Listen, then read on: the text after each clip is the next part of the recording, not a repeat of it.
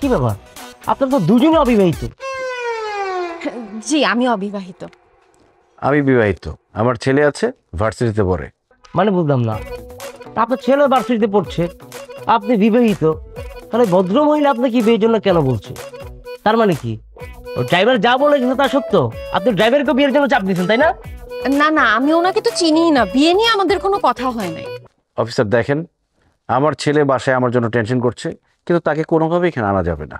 আমাকে যেই অভিযোগে এখানে আনা হয়েছে, আমি আমার ছেলের সামনে সেটা বলতে পারবো না, নইলে সারা জীবনে তার সামনে মুখ তুলে তাকাতে পারবো না আমি। কে আসলে দেখে। আরে রাজু সাহেব, এখনো থানায়, সকাল হয়ে গেল, বাসে যান না কেন? কোনো সমস্যা? আরে কেমনে যাবো ভাই, একটা মামলা নিয়ে ফাইসা গেছি। এই যে দেখেন না।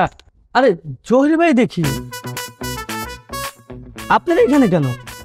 এই যাই, আপনি চেনেন নাকি দেখি? আরে অবশ্যই চিনি, আমার পরিচিত। আরে আমাদের জহির ভাই একই গ্রামে বাড়ি।